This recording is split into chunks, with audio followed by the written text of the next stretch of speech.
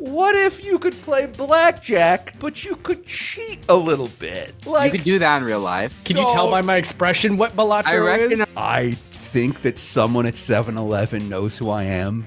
You're going to make me throw up and cry. As usual, I have no idea what either of you were talking about. Hey, man, check out this podcast.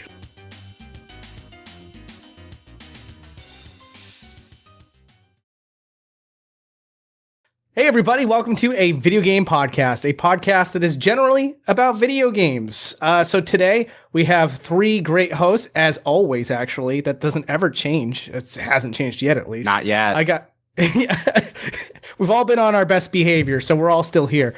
I'm Shesez, the one in the beanie is LimeJinjo, and the one in the glasses is Asterios. And so today we're going to have an all-new topic. And what is that topic going to be, Asterios? We're talking hidden gems. You know, gamers, you got 1,000 games in your Steam library and you don't know which one to play. Well, look, you could play today's hottest AAA games that I hear now cost $80 sometimes.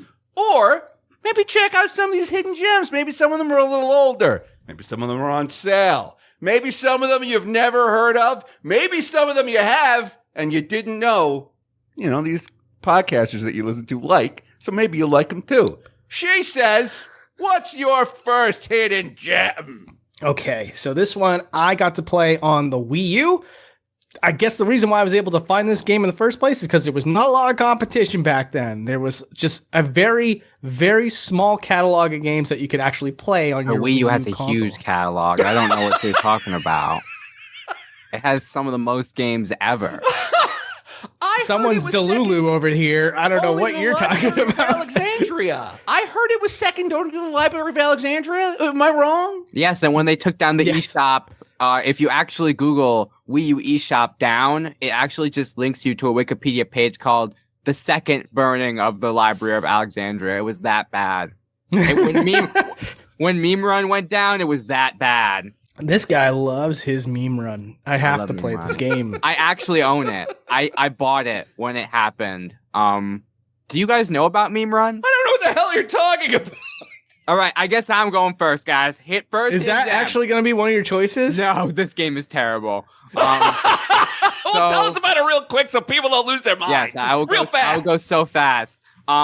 So like in 2014, 2015, this guy who went by the name, I think it was like Ninja Pig Studios, made this game called Meme Run. I think it had to be 2016. And it was based all around MLG montage parody culture. So he took all of these copyright assets. Like, did you guys know the troll face is actually a copyright asset?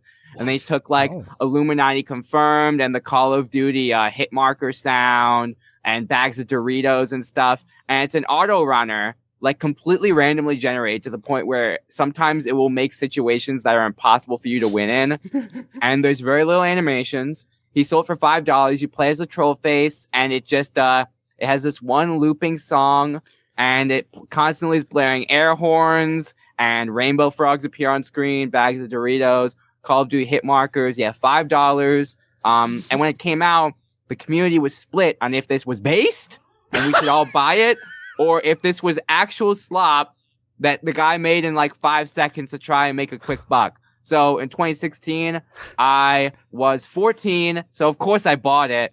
And I still own it, and I've seen like eBay listings like Wii U with Meme Run on it, not hacked, $1,000, stuff like that. So wow. Yeah, my Wii U is like worth a lot of money because it has Meme Run on it.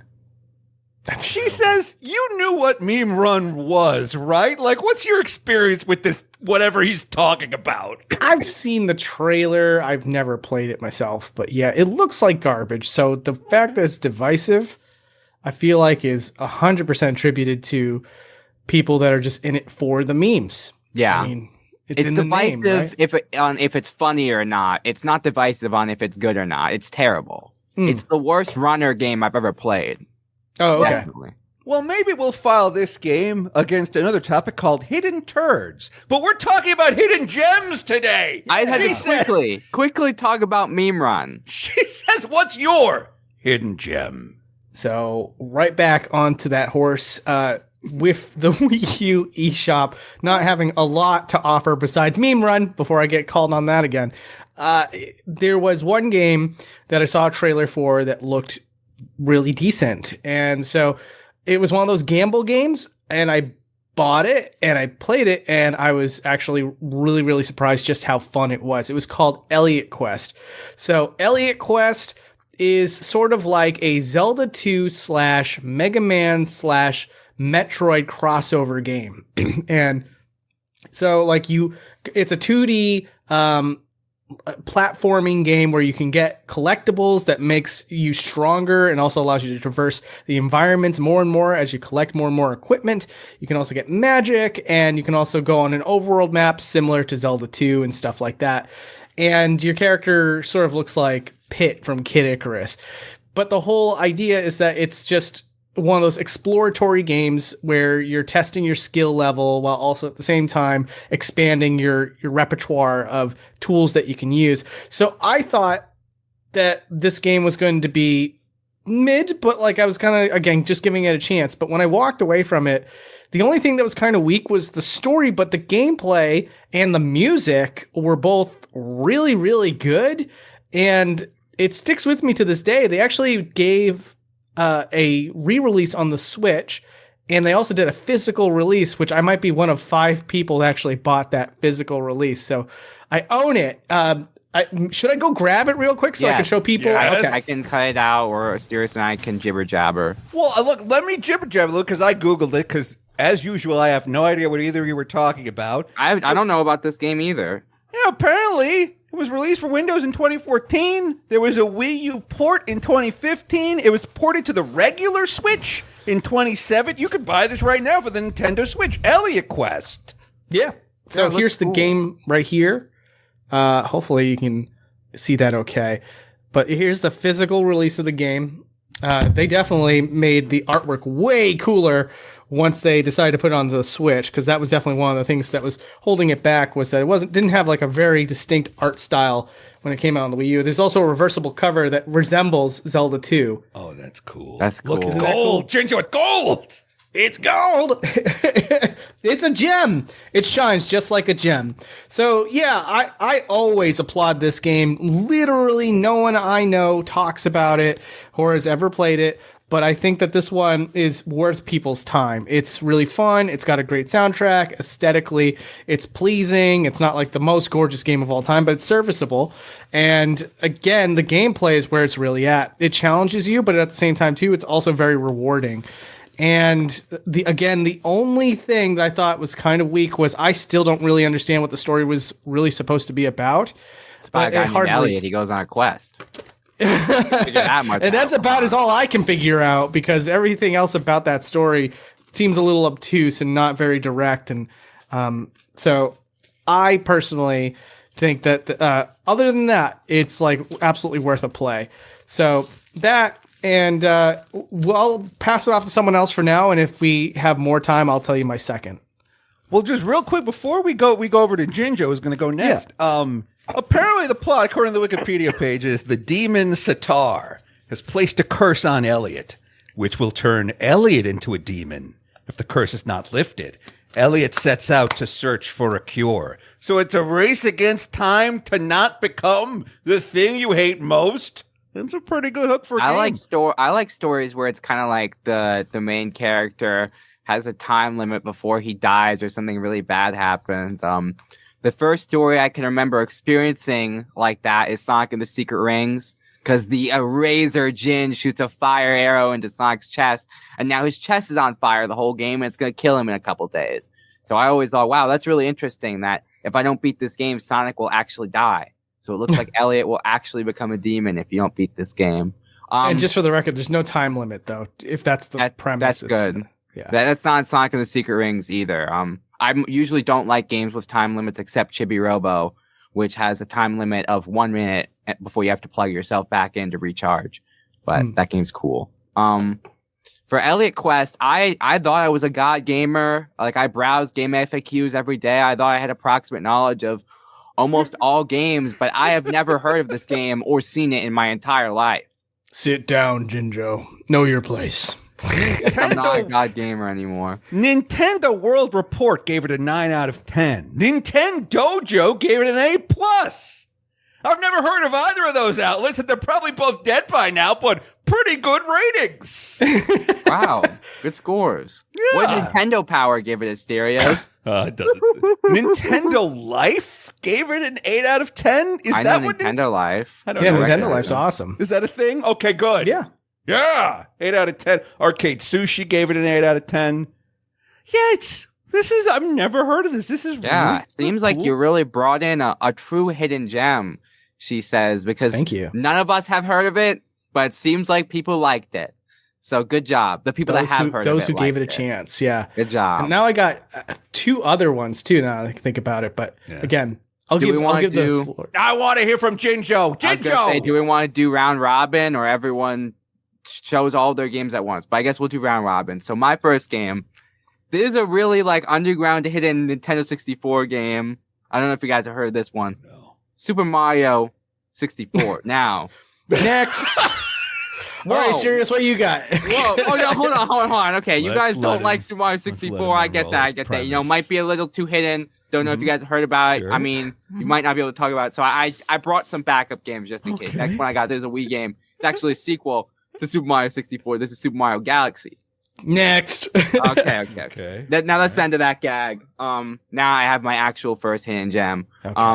On a video game podcast, we have a few rules, but one of them is the topic must be video games. Now, as someone that reads manga every day and owns more anime than most people do, this is very upsetting and hurtful for me. So the only way I can ever talk about anime is if it's a game based on an anime. And because it's a hidden gem episode, I actually have one that I've never seen anyone, even in this show's fan base, talk about. But it's a Capcom game, and it's very unique, and it's actually heat.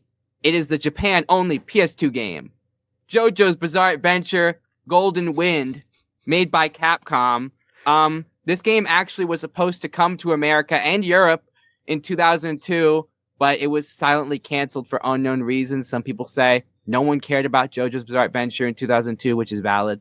Some people say Capcom USA was going through issues. They were they were struggling and may have almost gone bankrupt, I've seen people say, but I don't have much proof for that, and I don't know if that's true because Resident Evil 4 came out 2 years later, so that seems, I'm skeptical of that. But it didn't come to America, but you can still play it in English because JoJo's Bizarre Adventure fans are very loyal. But this game is very interesting. It goes through the whole plot of the 5th part of the JoJo's Bizarre Adventure series, which takes place in Italy, so the game is very interesting visual-wise because it's colorful like the series is, and it has beautiful Italian architecture. And the whole game is basically, it's 20 levels, and every level, because the series JoJo is structured as in they're all users of this stand ability, so they have a ghost that helps them fight, to explain in incredibly simple terms. And as they go through their adventure, they meet enemy stand users that fight them until they reach the final villain that was controlling all the enemy stand users. That's how pretty much every part works. So when they made it a video game, it's about 20 missions, I want to say, and every level is a boss fight. It's like a beat 'em up or a hack and slash, I guess. I guess I'd call it 3D beat 'em up. But every level is a boss fight, and they all have unique mechanics, and the combat is pretty good. And you can turn on and off your stand, and it gives you different abilities, different options. Another cool thing this game does is there's these things called secret factors that'll give you bonus points if you try to do things that happened in the series.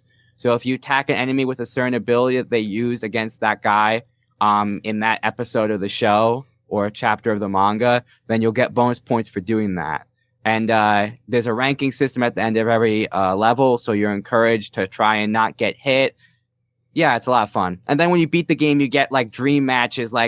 What if this guy fought this guy, but he didn't fight that guy in the show? So it's pretty cool. Can I hear one of the dream match? Because I don't know a ton about JoJo's, but I'm guessing a lot of the listeners will. What's one of the crazy only in this video game matches? Well, the final villain of part 5 is this guy. I don't remember if they say his name. I don't want to spoil it for people. He's the boss of a mafia, so they call him the boss sometimes. He's the final boss of the game, obviously. And in the series, really only the main character fights him because that's how most series go. But you unlock like 3 dream matches at the end of the game when you beat the final boss. So you can fight him as this girl with pink hair, Trish. I think you can fight him as Polnareff, who's a character from the 3rd part of the series. Stuff like that. So it's cool. It's cool if you're a fan of the series. But even if you're not, it's a pretty fun beat 'em up. So if you're not a JoJo fan, but you like beat 'em ups, I would still recommend it for being a beat 'em up that's all boss battles, which I have never seen done anywhere else. That's my review. I mean, I gotta say, did this predate Shadow? What is that? Shadows of the Colossus? I was thinking the same thing. Yeah, this came out in like 2002. Shadow of the Colossus like 2004. I want to say. It was a little bit later because I had graduated in 2004, and then I finally saw it, that Shadow of the Colossus game, and I mean, that's a great idea. Like, good for them.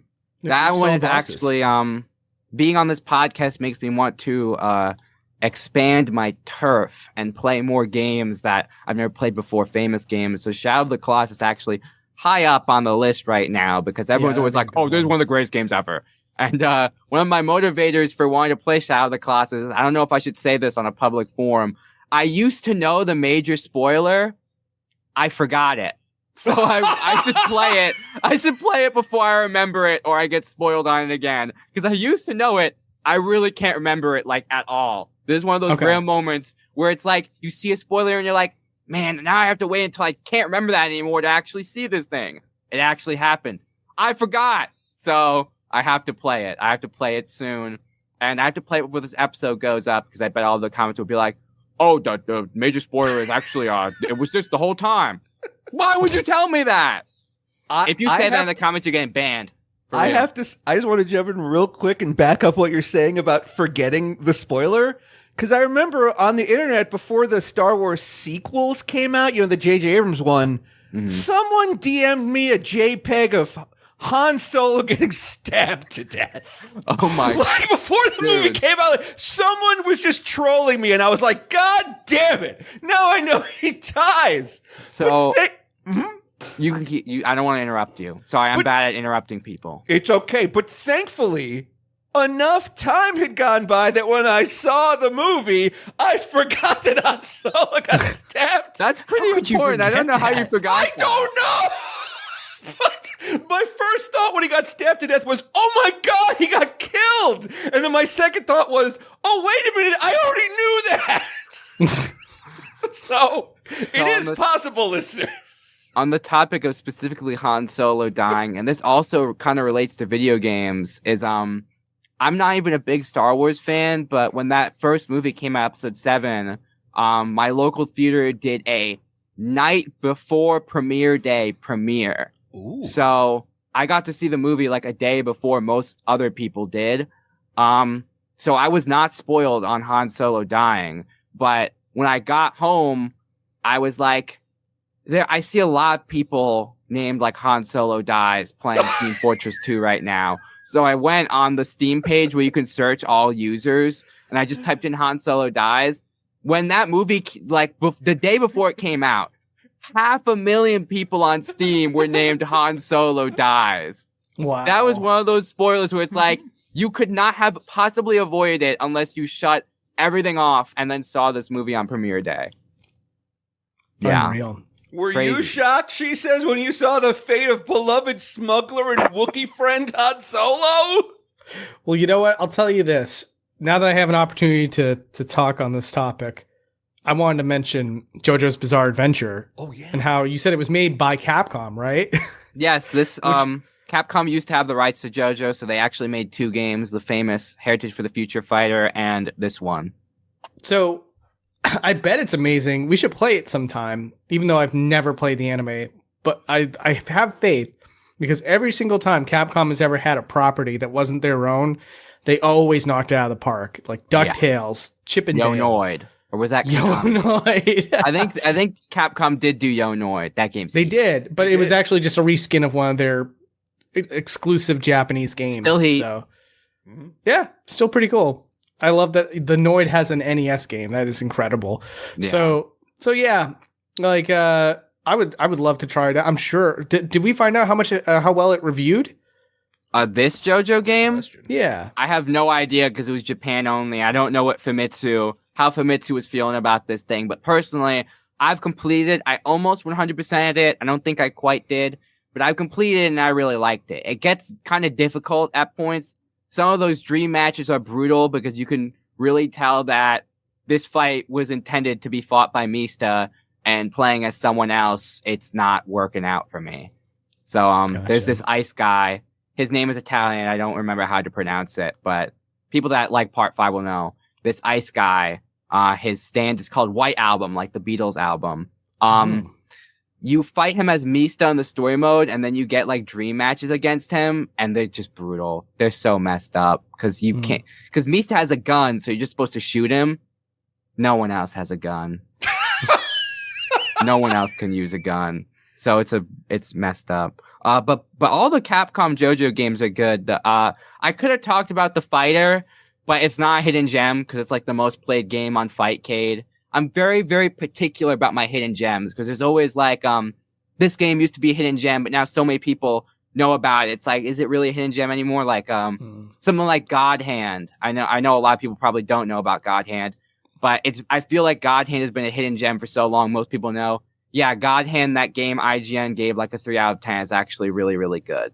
So I always try to go really, really obscure. So if we get to my other two, they're also pretty obscure. Okay, well, with that said, let's pace it along over to Asterios. Asterios, what do you got for us? What's your hidden gem? Hell yeah. So Balatro is not a hidden gem. No, Balatro is great. It's one of the only things we can all agree on is that like Balatro is cool and we all love Balatro. If I knew what Balatro was, sure, I could agree on it. Can you tell by my expression what Balatro is? I recognize the name, but I'm not. Give me 1 second, guys. Keep talking. I can't tell if he's trolling me. I think he genuinely doesn't know, but I know, and I was kind of hoping my expression would tell him everything he needed to know. But it's a card game. Yes, it's not. Wikipedia says it's a poker-themed roguelike deck-building video game. Yeah, okay. Now I understand. Shesez's reaction. I understand why Asterios likes it. It's gonna win like the Game Awards. This is a big deal game. All right, it's new? It came out a couple of months ago. Yeah. Like, the thing about Balatro that is super cool is it's kind of like, what if you had more options in poker? So wait, is this your game? No. We're just talking about Balatro now for fun. And this is a failing of mine. I genuinely assume that everyone knows everything that I know. I'm like, everyone knows Balatro. Like, it didn't even occur to me. Damn. Well, look, here's the gimmick with Balatro. It's like poker with cheating. It's like, what if you could draw special cards that, like, made your hand better? What if you could draw even more cards than normal people play? You know, like most poker games are a 5-card stud. What if you could draw 6 or 7 cards?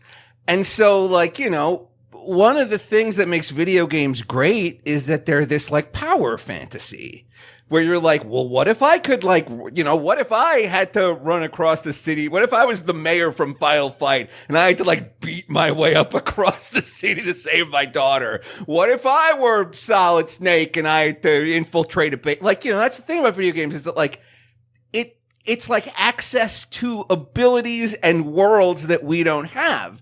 And like, you know, that's kind of why I like Balatro. Balatro spawned a bunch of like knockoff games that did not get a ton of consideration, but I think are really good too. And one of them is this game called Dungeons and Degenerate Gamblers. And that is my hidden gem. It came out just a couple of months ago, and it's, what if you could play blackjack, but you could cheat a little bit? Like, you could do that in real life. Don't get caught at a casino, but you can do it. How do you think you could cheat it? But you mean card counting? No, like hide a card up your sleeve. Yeah, whatever. I mean, But the dude, cards like look conditions. different. They're not. These casinos use very specially marked cards. Okay, well, I went in there and I analyzed the cards before I actually went to play, and then I went back home and I made cards that looked identical, and then I came back to the casino and used my trick deck. You ever heard of trick dice, Asterios? It's like that, but a whole deck of cards. But I the brought the problem with casino. loaded dice is that everyone's like, wait a minute, why do those dice look different? They need to be the perfect loaded dice. You understand? I could make them. She says, Hmm. do you think, is Jinjo like gonna go to Vegas and take the whole town and I just kind of wasn't even considered? Like, this kid's thinking on levels I've never thought of, she says. Asterios. LimeJinjo lives in a house. How do you think he got there? Honestly. True. By Jinjo's working in a house. little factory? No. I didn't think so. The truth is stranger than fiction. Let me tell you a video game-related gambling story real quick while we're on Okay. this. Sure. We've mentioned before, all of us here love TF2. There is a game, Poker Night at the Inventory. Yes. That if you love TF2, you have to beat this game because as you play through it, you unlock items and cosmetics to use in Team Fortress 2. Now, when I was a kid, I wasn't very good at poker.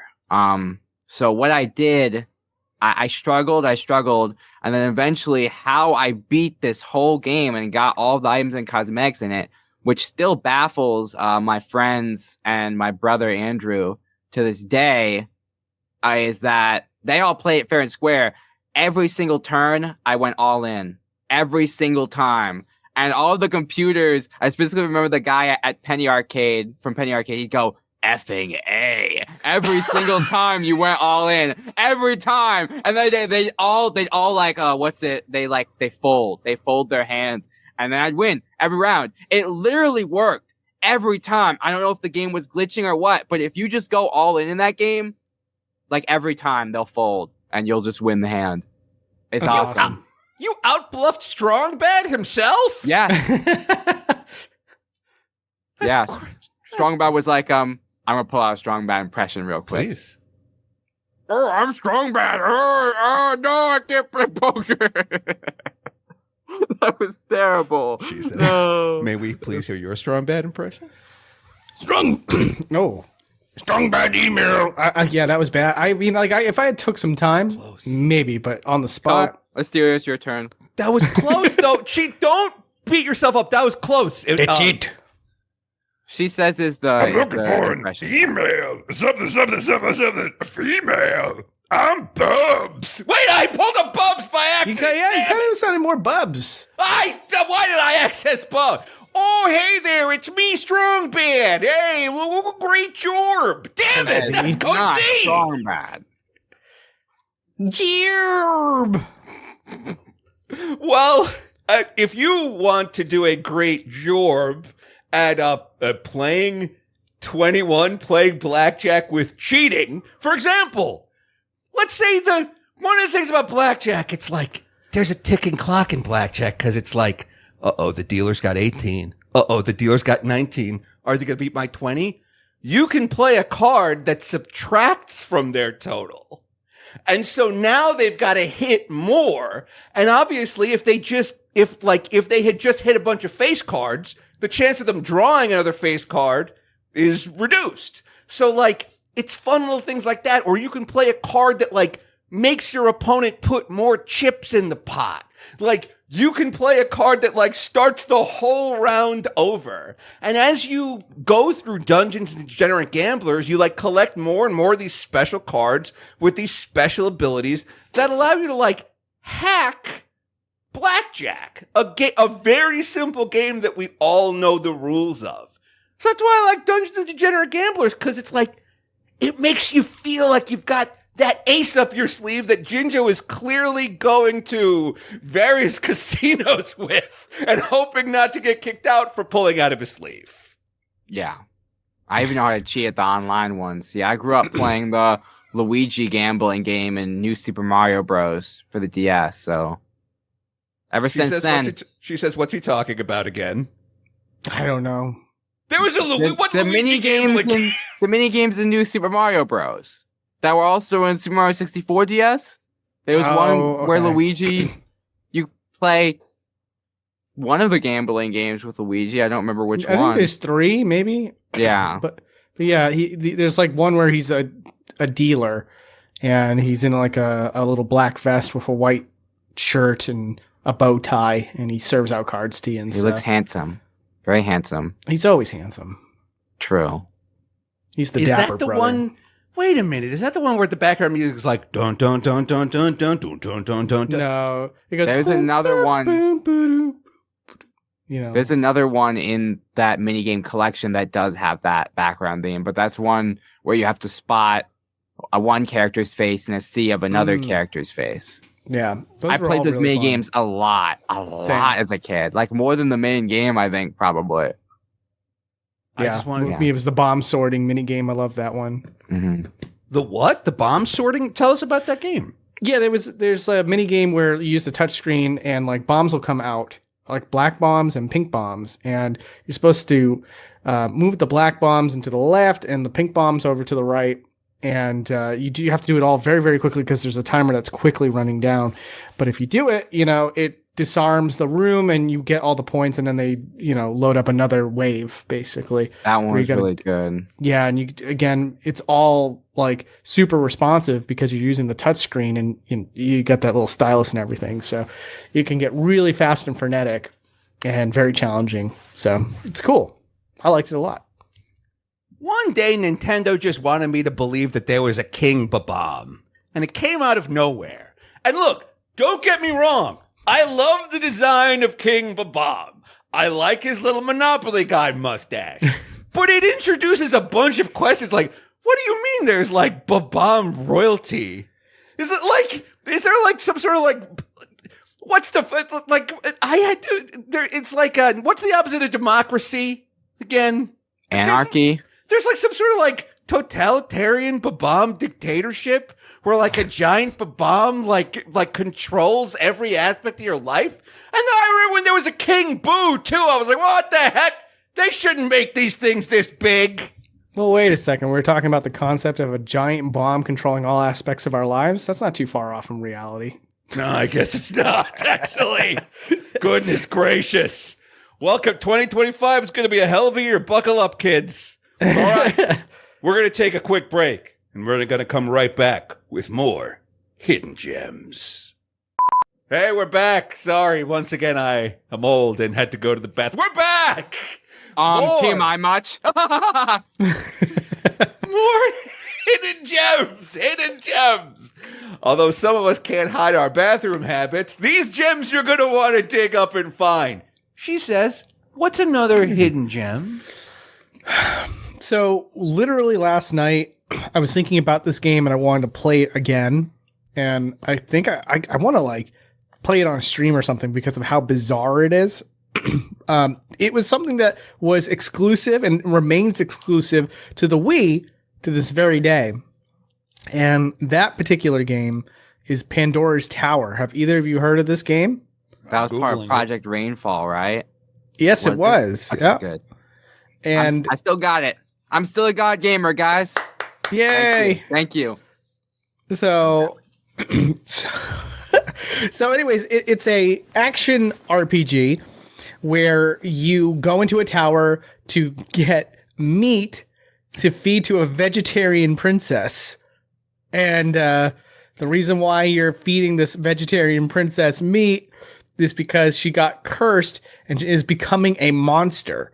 Now, feeding her meat, pulsating or oozing or whatever meat, it causes her to recess her symptoms for a time being. And I believe that there's like super meat or something like that eventually can actually cure her entirely. But if you take too long, the urge to be, the curse will take her over. And this is one of those games where I think you genuinely can get a bad ending. So to me, it's really bizarre, and it's also got incredible graphics for the Wii. So like the texture work, the level of detail that they put into the environments and stuff is really, really impressive. So it's one of those things where it's like, where did you come from? Why are you so special? Like, why are you so polished? And yet nobody's heard of you. Like, no, like I don't hear anybody talking about Pandora's Tower these days. But it was a genuinely good game. It played well, it looked good, and it had a really cool premise. And it's something that I definitely would recommend to people if you want to play a really weird game. It almost, is this appropriate to say? I think that it may even cross the lines of a developer's personal interests. We'll say that. Yeah. We'll put it in we'll phrase it like that. I'm not 100% sure what you're talking about, but I'm afraid to press forward. I know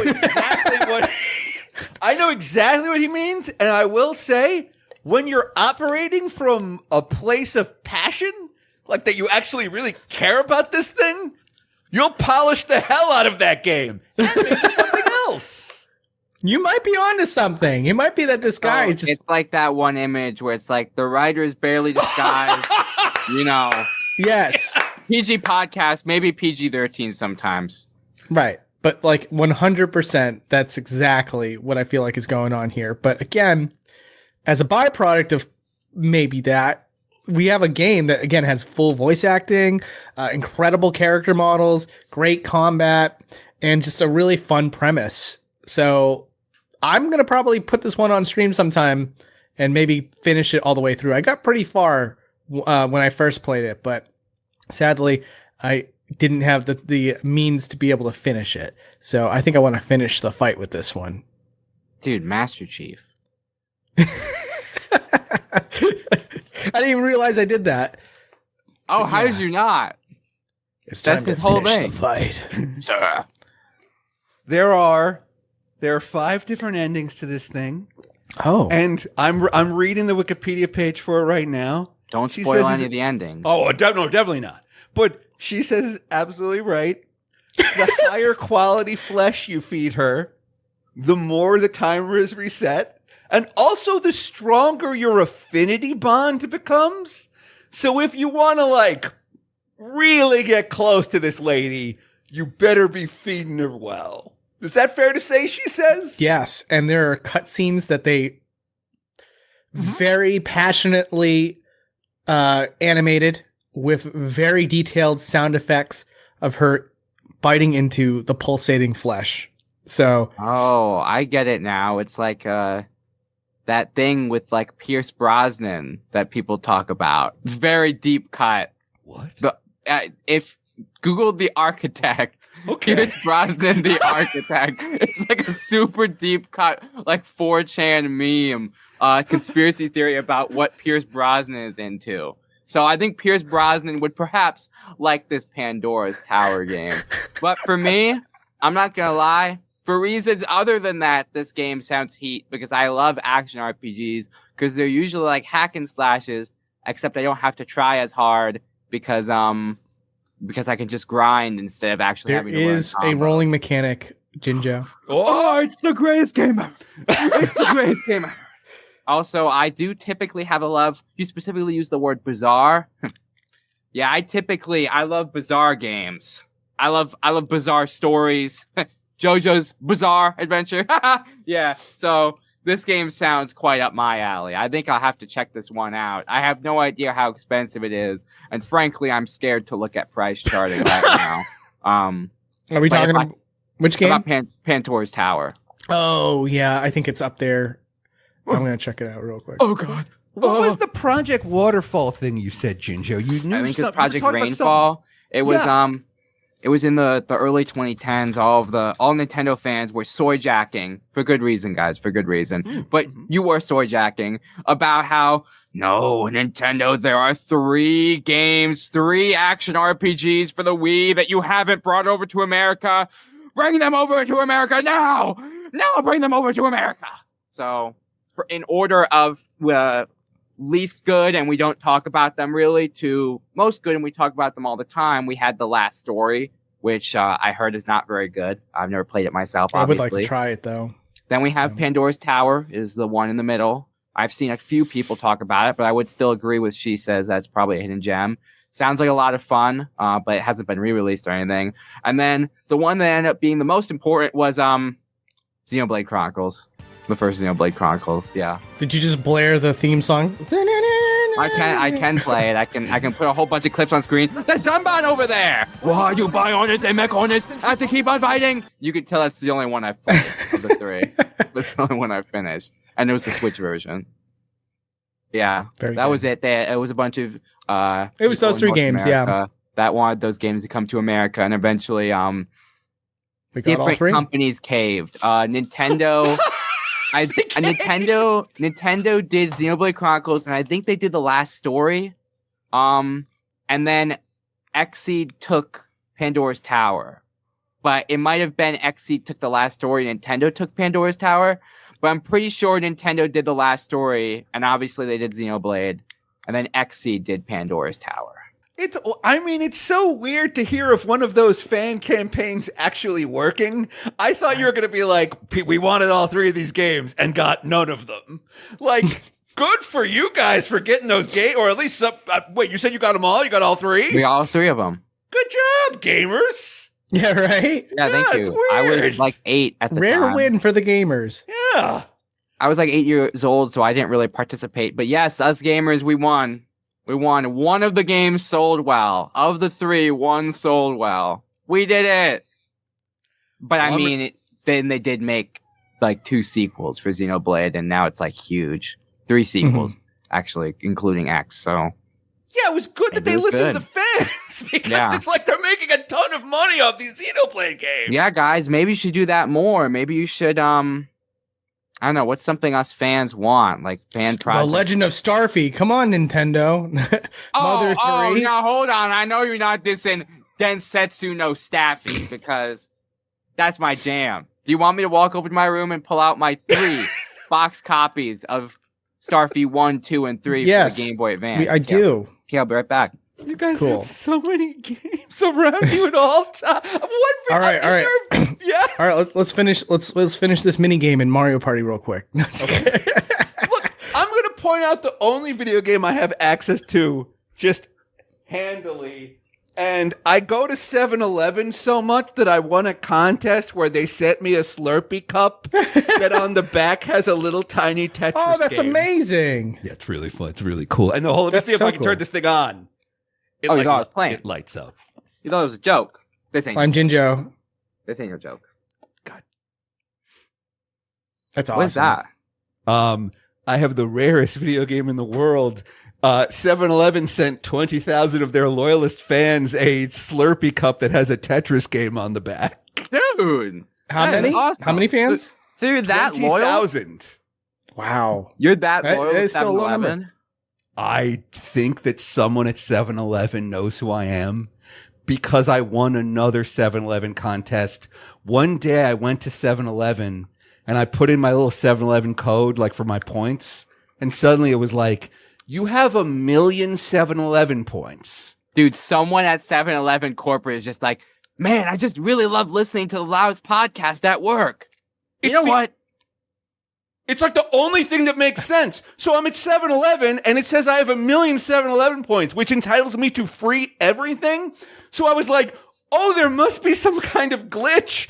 I better go to all the 7-Elevens on Long Island and use all these points. And then like the next day I got an email and it was like, you won 1 million points. And then a month later, in a completely different contest, I won this. She says, do you think someone at 7-Eleven likes me?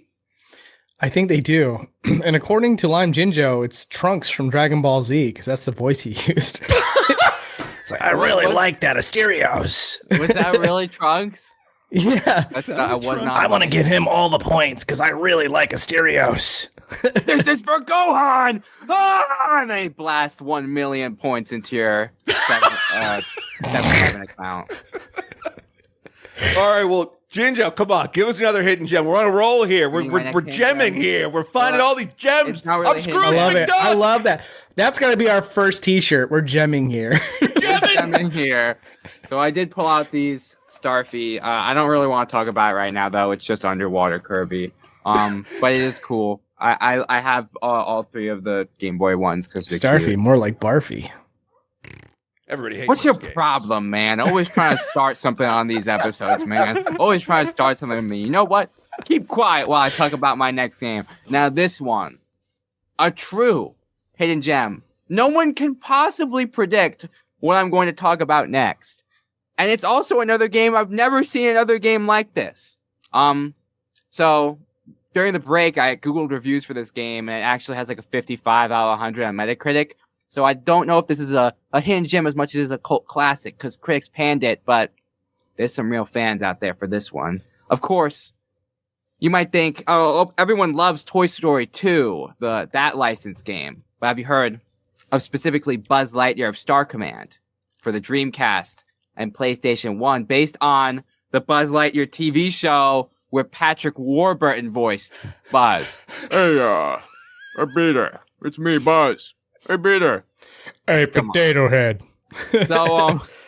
So Buzz Lightyear of Star Command. Cheating on me. Oh, I'm sorry, I cut you off. I was saying Bonnie was cheating on me, but in my That's Patrick okay. Warburton No, that's voice. fine. So Buzz Lightyear of Star Command is it's like a third-person shooter platformer where at the beginning of every level, Buzz is face to face with one of the villains from the show, like Wirewolf or the weird techno vampire guy or Farmer Joad. I don't know. No one watched this show, but my older brother did, so that's why I know some of them. You're face to face with them, and then they usually say they're like, There's no way you could stop me, Buzz Lightyear. and then Buzz is like, Oh, we'll see about that, huh? and then they run it. The levels are mostly like kind of Crash Bandicoot like straight lines with occasional branching paths. And your goal, you're actually racing the villain to the end of the level. And if the villain beats you there, then you have 15 seconds to film the level or Buzz is immediately killed.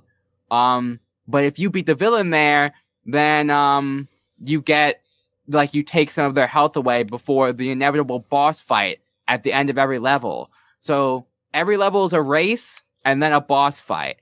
And as you're going through the levels, there's different weapons you can pick up. Some levels you have to defuse bombs before you can continue during the race. And another cool thing is that every level has 3 missions. I think 3 missions. So there's the main level where you race to the end, then fight the boss. And there's 5 LGMs hidden in the level. And when you pick them up, they go, whoa! So they're really cute and awesome. And then there's a time attack one where you don't have to fight the boss. You just beat the level as fast as possible. And then there's I think his name's XR, Buzz's little robot friend from this show that no one really watched, where you have to find his parts scattered throughout the level. It's fun. I don't know, maybe some people think it gets a little repetitive, but I've had fun every time I played it. I grew up playing it on the PC, but I wasn't very good at it. And then I beat it years later when I was in college, the PS1 version. The Dreamcast version is probably the best version. I recommend trying it. I don't know if it would be for everyone, but I'm quite fond of this game, and I think it's a good third-person shooter. It controls really well for a PS1 and Dreamcast game, and it has a lot of color and charm, and the voice acting is incredible. Oh, I'm Buzz Lightyear. I'm losing my Joe Patrick Warburton voice. I give up. Just You can find it, Jinjo. I believe no, in I you. can't. I give up. Next time. Hey, Peter. That's what I have to say to find it. Hey, Hey, Peter. I'm Stinky Buzz Lightyear, Pete. Peter. Hey, Peter. Hey, Jesse. Hey. I'm Buzz Lightyear. Hey, I'm Elaine Buzz Lightyear. Bennis, you got a question? You asked the 8-ball. Seinfeld? Am I the only one? Oh, okay. If they made a Seinfeld video game, you kids would get the reference. I'm 22 years old. Hey, Kramer! The only reason. What's the deal with video games? They're great. I hate being a big character in a video game, Jerry. Always I a don't like sidekick this chair. I don't like this, Jerry. Yeah, I've never seen Seinfeld. The only reason I could keep up during the Homestar Runner conversation was because of Strong Bad's cool game for attractive people on the Wii. So Wow. Those Yeah. are good hidden gems too, actually. They're very fun. Like, there's an issue with comedy games where you can kind of only play them once because it's like you've heard all the jokes. But I remember playing all of those Strong Bad Cool games for attractive people. Like 5 of them came out, and I was like, these are really good jokes. This was worth $10. I like all these jokes.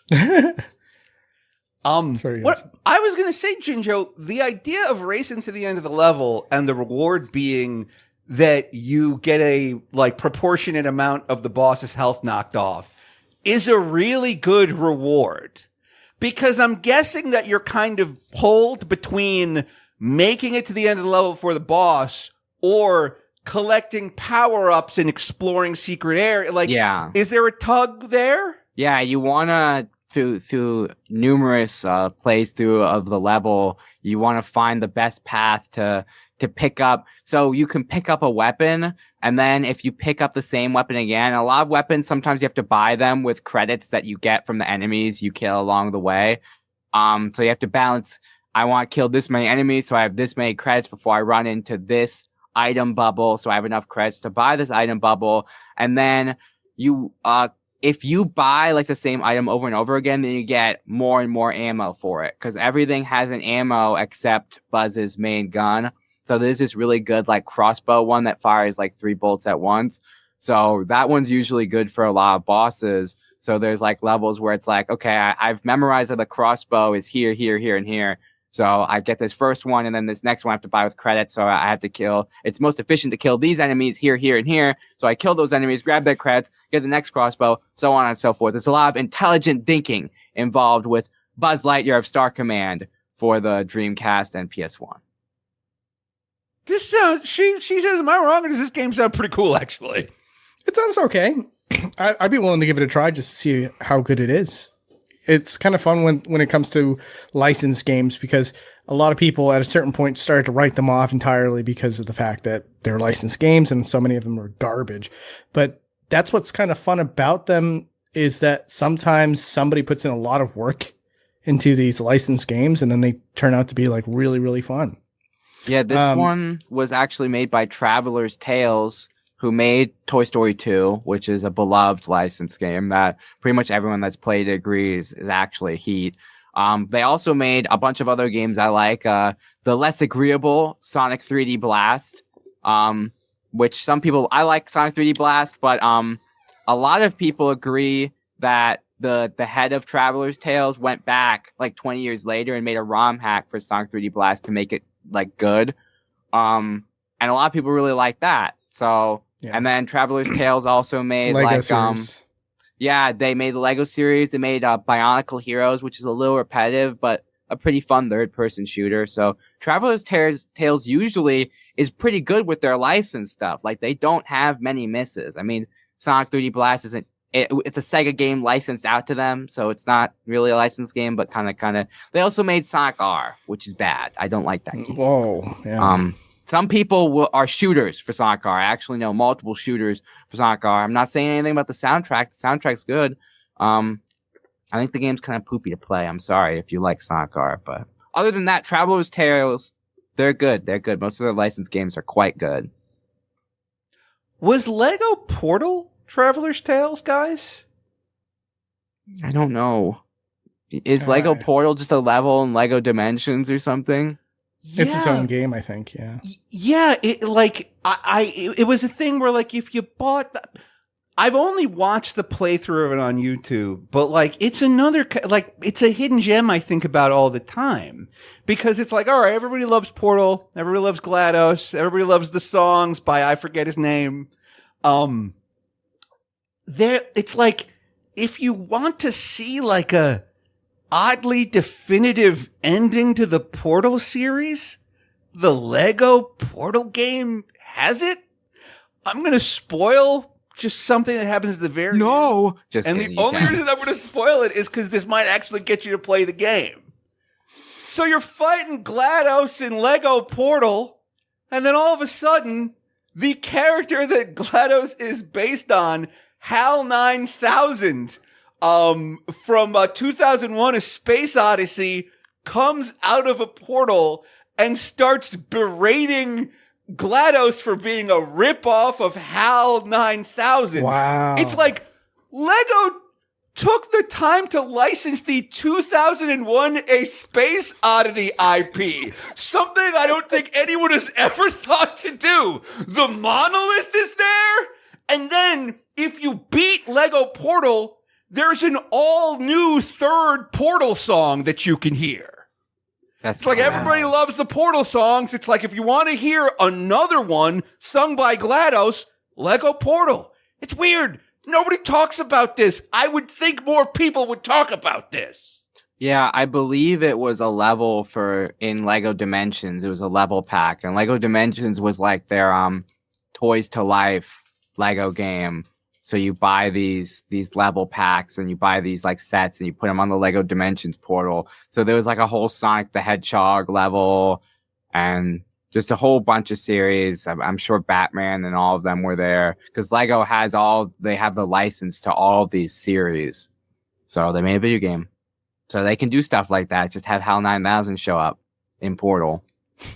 Yeah, it's really cool. Yeah. All right. Well, hey, I'm going to take us through one more hidden gem real quick because let's give you a little more bang for your buck. I feel like a lot of people know XCOM. You know, it was a classic DOS series. You know, and then there were spin-offs. XCOM Land of the Deep. You know, Under the Deep for DOS in the '80s, and then there was the XCOM video game that came out in the 2000s or 2010s, and then XCOM 2. They made a sequel a couple of years after XCOM 2 called XCOM Chimera Squad. Have either of you guys ever heard of it? No. My information on XCOM is already light, but I have never even heard the title Chimera Squad. I know Enemy Unknown, and I know XCOM 2. That's it. XCOM Chimera Squad was one of those games that they were like, this is only $20. Like, you know how a publisher will do that? So, like, I think, what was it? South Park just did that where they were releasing a game and it's like, aren't your games usually $60? And they're like, this one's $20. Where it's like, we don't really believe in this game that much. This one's only $20. But it's like it's got like multiple campaigns, 8 different characters, tons of different weapons. The hook of XCOM Chimera Squad is that it takes place after Earth has been liberated. And now aliens and humans have to live together. And so there's this blended alien-human squad of cops called XCOM Chimera Squad. So it's kind of like Brooklyn Nine-Nine meets XCOM. It's a comedy game. Like, you learn about all these aliens and they like go on dates and have romantic adventures and they have telekinesis and plasma weapons and things like that. But the point of the game is that, like, there is a crime wave in XCOM City, and you and your, like, squad of XCOM cops, each with different abilities, different personalities, different body types and hairstyles and all this, have to stop a crime wave with, like the same kind of tactical finesse of the original XCOM games. It's really light. It's really fun. You're going to fall in love with the characters. And it was only $20 when it came out, so it's probably like $3 now. It's called Chimera Squad. That sounds cute. I'm not into strategy games at all. I think I'd rather gouge my eyes out than play a strategy game, but that sounds cute. Not even Ogre Battle? No, I don't like any strategy games, really. But what about Fire Emblem? Your Fire Emblem. I've never really given Fire Emblem a chance. Maybe I'd like Fire Emblem. But they even have like a Yu Yu Hakusho strategy game on the Game Boy Advance. And I'll do anything Yu Yu Hakusho related, and I could not get through that game. I just don't like them. Advance Wars? Never really played it. Final Fantasy Tactics seems interesting. Maybe I need to force myself, play more of them until I fall in love with them. Maybe. It's like one of the only genres where it's like, I'll pass. She says, what's your take on the turn-based tactical genre? It's also not my favorite, but also there can be exceptions to the rule. So the Fire Emblem series, I've found a couple have kind of broken through that disdain. I wouldn't call it disdain, but lack of interest. Like Fire Emblem Echoes. I'm sorry. It's I think it's just called Fire Emblem Echoes. Jeez, I used to know the name right off the top of my head, but it was like my favorite one. And it was actually like one where they slightly change up the gameplay and all this other stuff. And it was on the 3DS. It was really good. I also really liked the original Fire Emblem and its remake on the Super Nintendo. Trying to think of some other ones that like I genuinely like enjoyed. I have not played through Final Fantasy Tactics. I always hear that's like one of the greatest of the greats. But does Fallout count because of the fact? Yeah, it does? Yes, it absolutely does. Because I know you're not loading levels, but there's still like strategy RPG sort of elements to the combat that happens, organically throughout the environment of the wasteland. So if that counts, then I love me some Fallout 1 and 2. So yeah, count me in with that. I'm trying to think of like anything else. I know that Ogre Battle exists. I know that Unicorn Overlord is like one of the newer ones that people are really jamming out to, but I can't think of too many that I really kind of really liked, but there's some that I did. The Fallouts 1 and 2 are actually like kind of what we think of when we think of a strategy game, because much like the DOS XCOM games, they're based around action points. Like something that like the new XCOM and that new strategy games, they've kind of like simplified everything and it makes them a lot more accessible, but it makes them less crunchy. Like in the original DOS XCOM, like your soldiers would have 30 action points. And so you could like do a snapshot, which is like where you shoot without looking just blindly, and that costs 2 action points. Or you could like aim, and that's a little more. Moving costs action points. And as you can see, like that's very similar to like Fallouts 1 and 2. Yeah. Oh, yeah. Then absolutely. Because it's the same deal. It's like with Fallout, once you engage in combat, you have your action points, and then you can use your action points to either move, attack, heal, whatever. But it all consumes the action points that you have available. So, yeah, that's, I guess, that would be my favorite strategy RPG then. Well, I mean, if you're going to have any favorites, let them be Fallouts 1 and 2. Yeah, for sure. Like, well, hey, I think a good way to wrap up this episode might be to really quickly remind people what our hidden gems were. For example, I'm going to say my hidden gems today were XCOM Chimera Squad and Dungeons and Degenerate Gamblers, which is like Balatro, but for blackjack. Check them out. Cool. Yeah, mine were, it was Elliot Quest, Pandora's Tower, and the one I didn't get to was Zack and Wiki on the Wii. You want to talk about it real quick? It's a game that's tailored for the Wii. It was made by Capcom. It was an original IP, and it had bright, colorful graphics, but nobody bought this game. I only knew to pick it up because IGN's Matt Casamassina at the time gave it a really high review, so I gave it a chance just based off of that review alone, and it was a little slow to start, but once you start getting it going, the characters really start to shine, and it was a great time. Yeah, I recommend it to anybody that can find it. It's pretty cheap, honestly, if you try to look for it out in the wild. So I seen it for like $8 at a store near your house, which is wild. That it's still that cheap. You better race him there, Jinjo. I actually had known about that game for a very long time, and when I saw it for like $8, I was like, "This is a game that I thought would be like 200." Same. What's going on? I feel like really strange. Once the Wii's turn, because right now GameCube games are like super expensive. So a couple years from now, once the Wii's turn to have that big boost, Zack and Wiki going first. $2,100,000 for that one. Can't wait to finally pay off my house with that one. Yeah. Yeah. There's this thing with collectibles, just real quick, where it's like the 20-year rule. Like, I had all these CDs from all these indie bands in the 90s, and at some point they were worth a lot of money. And I was like, well, I'm going to hang on to them forever then, because they'll be worth even more in the future. And now it's like, everyone that cares about my dumb 90s indie bands is dead. No one is